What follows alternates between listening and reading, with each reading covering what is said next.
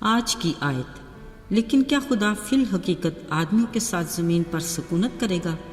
دیکھ آسمان، بلکہ آسمانوں کے آسمان پہ بھی تو سما نہیں سکتا۔ یہ گھر تو کچھ بھی نہیں جسے میں نے بنایا۔ دوسری تواریخ 6 باب 18 آیت۔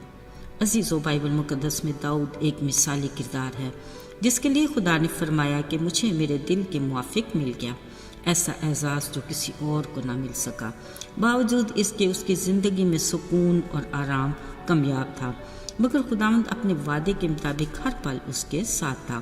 داؤد جب بادشاہ بنا تو اس کی دلی خواہش تھی کہ وہ خداوند کے لیے ایک گھر یعنی ہیکل بنائے، مگر خداوند نے اس سے کہا، تو جنگی مرد ہے، تو نے بڑی خون ریزی کی اور بڑی بڑی لڑائیاں لڑا ہے، سو تو میرے لیے گھر نہ بنانا۔ ہاں، تیرا بیٹا سلیمان جو تیرے صلب سے پیدا ہوگا وہی میرے لیے گھر بنائے گا۔ وہ مرد صلح ہوگا اور میں اس کی بادشاہت کے دوران چاروں طرف ملک میں امن اور سلامتی رکھوں گا، اور اسرائیل میں اس کا تخت ابد تک قائم رہے گا۔ اگرچہ داؤد کے لیے اپنی اس خواہش کا پورا نہ ہونا خوش کن تو نہ تھا، مگر اس نے ہمیشہ خداوند کی مرضی کو ترجیح دی۔ عزیزو، کلام میں لکھا ہے کہ اس نے اپنے شوق سے مرنے سے پہلے ہیکل کے لیے خوب تیاری کر کے اپنے دل کو تسکین دی۔ جب خدا کے ارادے اور پلان سے داؤد کا بیٹا سلیمان تخت پر بیٹھا تو اس نے جوش و خروش کے ساتھ ہیکل کا کام شروع کرایا اور ایک سے ایک بڑھ کر ماہر کاریگروں کو کام پر لگایا۔ عزیز و سلیمان بادشاہ نے اپنے باپ داؤد بادشاہ کی ہدایت کے مطابق ایک عظیم الشان ہیکل کی تعمیر کی۔ جب یہ سب کام اختتام کو پہنچا تو سلیمان نے اپنے باپ دادا کی مقدس کی ہوئی چیزیں یعنی سونے اور چاندی اور سب ظروف کو خدا کے گھر کے خزانہ میں رکھ دیا۔ پھر کاہنوں نے نرسنگے پھونکے اور گانے والوں نے خداوند کی حمد و شکر گزاری کے لیے اپنی آواز بلند کی اور موسیقی کے سب سازوں کے ساتھ خداوند کی ستائش کرتے کہا، وہ بھلا ہے اور اس کی رحمت ابدی ہے۔ سو خداوند کا گھر ابر سے بھر گیا اور اس کے جلال سے معمور ہو گیا۔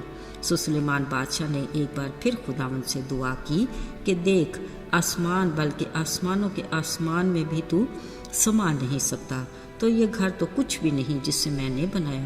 تو ابھی آئے خداوند میرے خدا، اپنے بندہ کی دعا اور مناجات کا لحاظ کر کے اس فریاد اور دعا کو سن لینا جو تیرا کوئی بندہ تیرے حضور کرے۔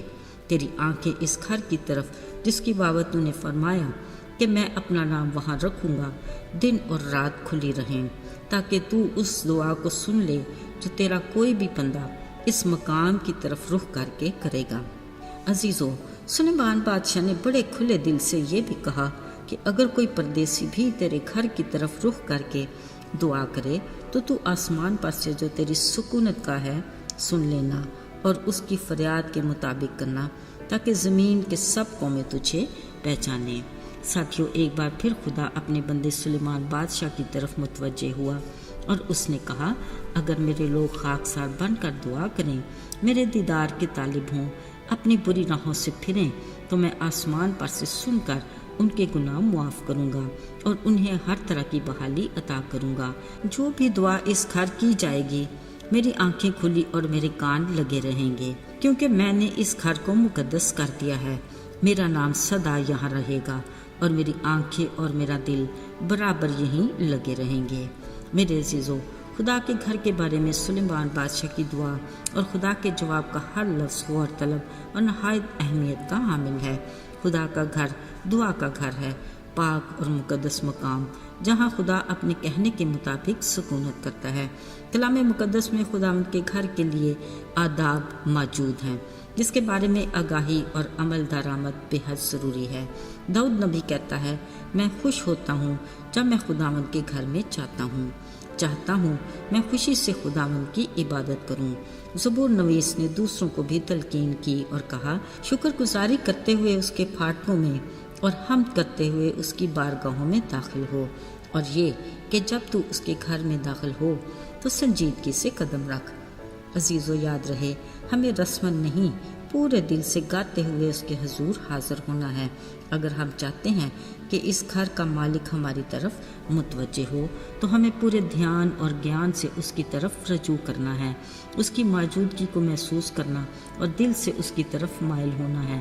یاد رہے اس کے گھر کی عظمت اور فضیلت اس قدر ہے کہ اس طرف رخ کر کے دعا کرنے والے کی بھی وہ سنتا ہے۔